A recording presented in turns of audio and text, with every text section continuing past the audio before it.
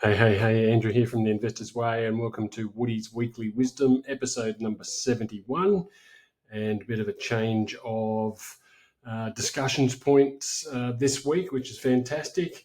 I'm actually looking at this one here, bad tax, big call on stamp duty. And so if we click across here to the article and the new headline, which is Housing Minister Clare O'Neil makes big call on stamp duty. So the thing that attracted me to this was, one, it was not about interest rates. It wasn't about inflation, and it wasn't about crazy stock market headlines. So that was the main reason for checking into this, but it is also something that is particularly relevant to property investors and quite contrary to some of the other messages that the Labor government is putting out in relation to property investing. So the nuts and bolts of this article, I don't probably need to scroll too much into it, but basically what the housing minister was suggesting is that stamp duty should be scrapped, and as a result, make it easier for people to move around the property sector, which is a magnificent idea. And in fact, the first time stamp duty was proposed to be scrapped was all the way back when the GST was introduced into Australia. This was one of those taxes that was supposed to be scrapped with the introduction of the GST, but as we know with governments, they take with one hand and grab with the other, and this one wasn't scrapped, and so we've had to deal with it going up and up as property prices have increased. The stamp duty take that governments have been reeling in has been growing and growing. And I think in this article itself, it talks about in one location, I think it was Queensland, $35.2 billion in stamp duty in 2021, 2022. So that's across all of the country, but making up over a fifth of the total direct revenue that state governments have been reeling in from stamp duty. So it's a massive impost, and definitely does cause people not to move across or around the property sector, because that is a massive expense that impacts the buying and the selling decisions. So to hear that they're talking about or floating the idea is probably the way to describe it, floating the idea of scrapping this tax is amazing. But if you remember back a few weekly wisdoms, we were also talking about the fact that they were also, the Labor government's also looking at scrapping negative gearing, or certainly changing the rules on negative gearing. So once again, take with one hand, give with the other, and then take it back again. And so, we have to see how this all plays out. But as is pretty normal in an election cycle, they throw out some ideas and see which ones cause the most angst, and then concentrate on the ones with the least voter angst, I guess is the best way to describe it. So it is a very bad tax. You pay it on the way in and on the way out at different scales. And with median property prices the way they are, we're talking very significant stamp duty cost that just makes no sense whatsoever. So it'll be interesting to see how this one plays out. I think given the housing crisis, any way that we can make it easier for people to get into homes would be good. Interesting that as per normal with a political article, there's a little bit of both sidism going on.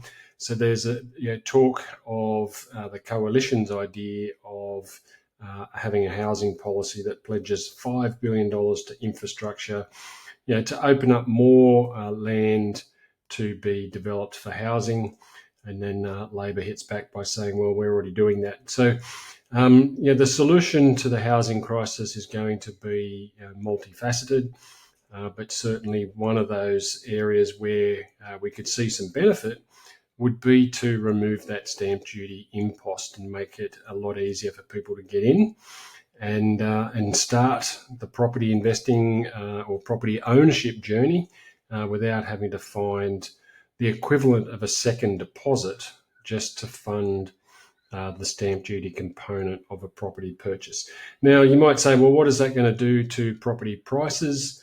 You remove an impost like that, and people say, well, I was going to have to pay $60,000 in stamp duty, so I may as well just pay $60,000 more to make sure I get the property I want. There will be absolutely no doubt some of that will happen, but hopefully over time it all settles down. And once the memory of paying stamp duty, and that's assuming that this does happen, there's no guarantee it will, but once the memory of paying stamp duty disappears, that will be taken out of people's minds, and therefore their pricing decisions.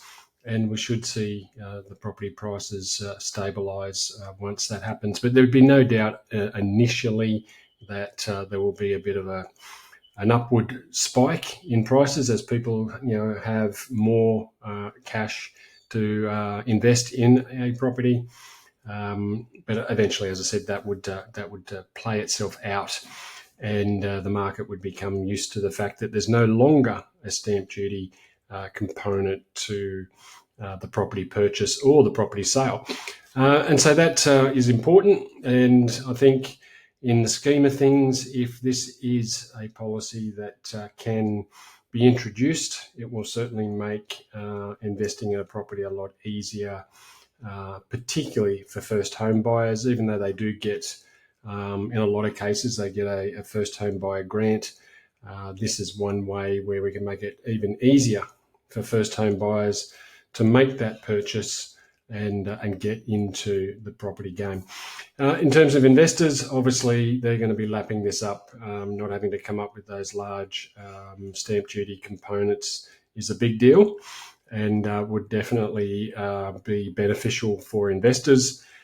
But the other thing that we have to think about here, like I said, when they give with one hand and take with the other, the proposal from the Labor government is to introduce a different form of land tax to potentially offset that removal of the stamp duty. So it's never all good news. There's always a yin and a yang, and there's always something that the government, if they're going to lose 1/5 of their income, they're going to have to find a way to replace that, and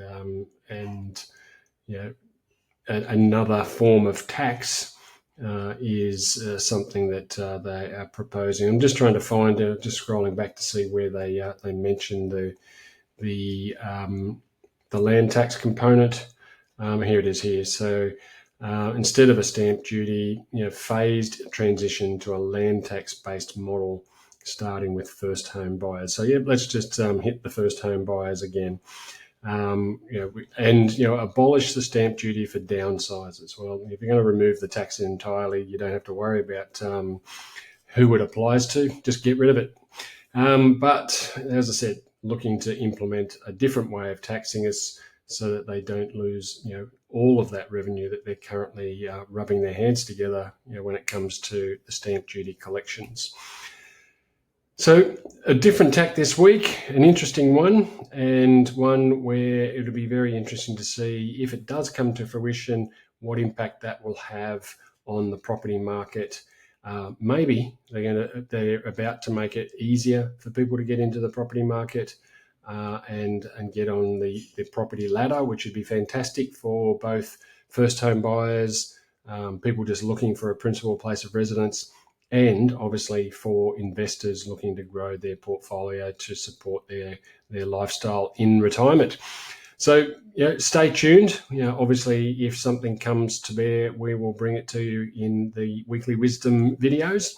But for now, it's speculation as to what will happen. Will there be changes to negative gearing? Will there be changes to stamp duty? And will that be offset by changes to the land tax system? All very, very interesting to see how that plays out in the property market. And if you have been playing along and watching what's going on in Victoria, you'll know that they are going on their own with a number of changes in their land tax regime.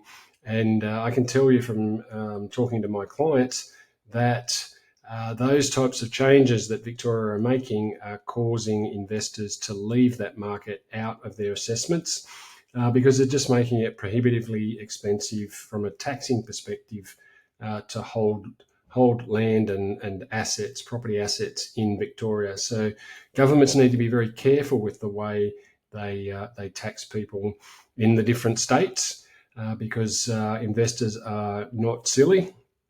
If you make it too difficult for them, they'll just go and find an asset in another market and take their money elsewhere. And I can tell you from experience that that is definitely happening with Victoria right now. And so some of those changes that they thought might be a good idea, that might be taking the investors out of the market and making it easier for locals to buy property. But ultimately, you need investors in the market as well to provide homes for those that can't afford to buy them. And if you take them out of the market, eventually it'll come back to bite you. So it'll be interesting to see what happens in Victoria. And like I said, interesting to see what might happen if any of these changes do eventuate post an election next year. So that's Woody's Weekly Wisdom, episode number 71. Do us a favour, if you're watching on YouTube, hit the subscribe button and the little bell to get notified when new videos come out. And if you're watching on Facebook or LinkedIn, hit that like button, the share button, and leave us a comment. Let us know what you think about the property market and these proposed changes that are being currently just discussed. And it'll be interesting to see where they land in the future. Have a great week. We'll see you again next week. Cheers.